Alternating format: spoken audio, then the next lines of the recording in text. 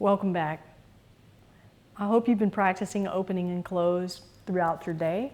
The next one we're going to work on, the next movement, is going to emphasize that feature of grounding.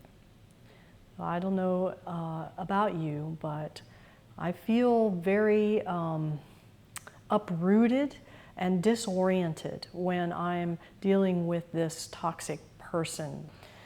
I told my husband that I grew up in what seemed to me to be a house of mirrors. That everything was so distorted, every direction I turned where I thought there was a reality, it changed. And I think that's something that is not unique to those of us who grew up with a parent with narcissistic personality disorder, the gaslighting, the changings of the stories. And if you're somebody who is a person of integrity, this is uprooting and confusing. And so this movement is about getting ourselves grounded again. And I mean physically, and then I also mean in a metaphorical way, so that you can use this technique when you're dealing with that person. When we do something physically, it can manifest in our responses. And that's my hope for this whole course, that you're moving through something physically, but it's a metaphor moving through a challenging relationship. It's more than challenging, isn't it? Crazy. It's crazy. It's a crazy relationship. So how do we keep ourselves grounded while all that's going on? Well, we start here.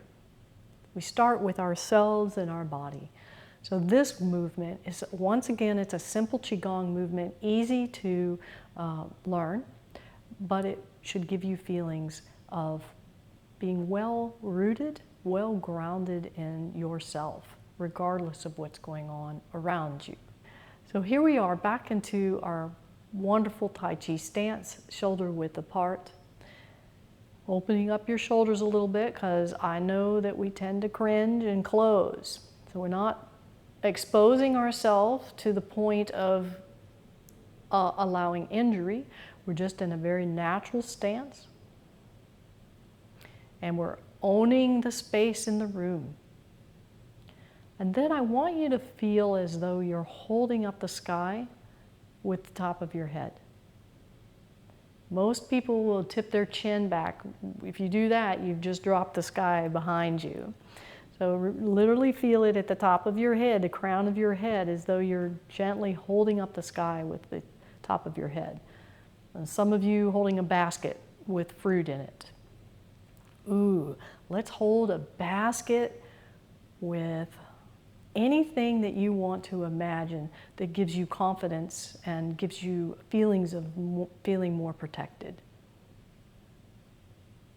And now feel the weight of that, and I just want you to pour your upper body weight and the weight of that basket all the way down to your feet.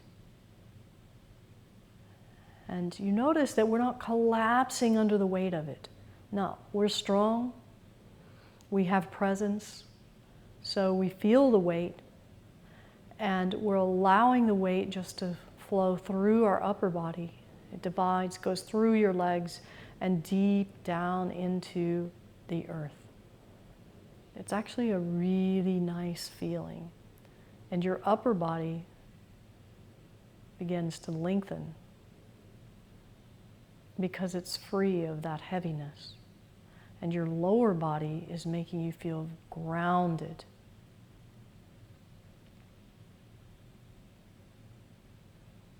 Very nice. Now, let's do our movement, which is called Commencement Form. And what I want you to do is just either feel or be aware of your tailbone, and feel like even more weight is just pouring down into that tailbone. So you may sit down in your stool just a little bit more, and then your arms float up as a result. Not too high. And then let it go, and as those arms sink down, gravity's working for you. And you can feel that you're holding up the sky with the top of your head. And you feel nice and stable and very well rooted. So let's try several of those. So pour that upper body weight into your tailbone. Float your arms up, not too high. Then your elbows sink down, your wrist, still holding the sky. Yeah, I hope you're feeling that. It's really a marvelous feeling. And again.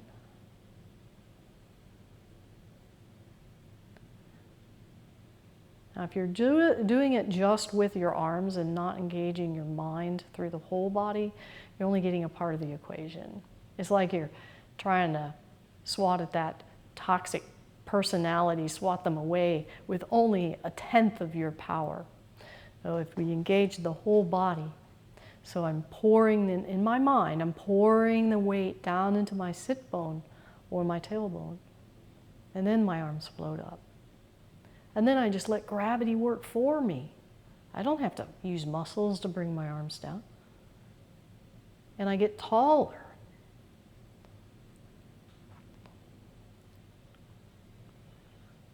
Another way of feeling it or envisioning it is that you are a tree and your roots grow deep and the branches grow up towards the sky.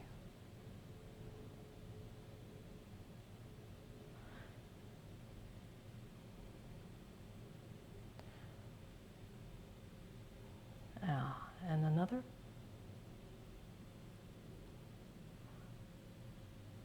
Let go, just let go. Such a foreign feeling, letting go, isn't it?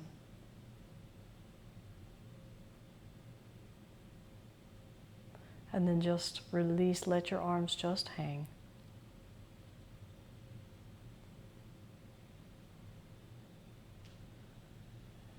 And relax. Very nice.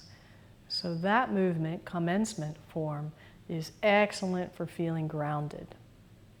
You can also use that strategy of feeling grounded when, again, you're in a confrontation. Whether you're on the phone or you're in person. If you're on the phone, get out of this posture.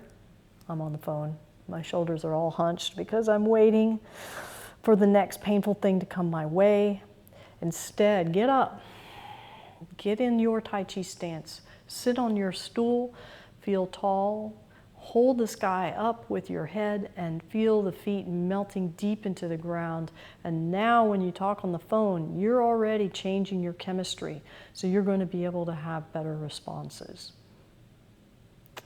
Or if you're in person with someone, you can actually change their responses by your posture. I guarantee you, even the slightest little bit of closure at the shoulders, caving in at the chest, sends the signal, beat up on me, beat up on me.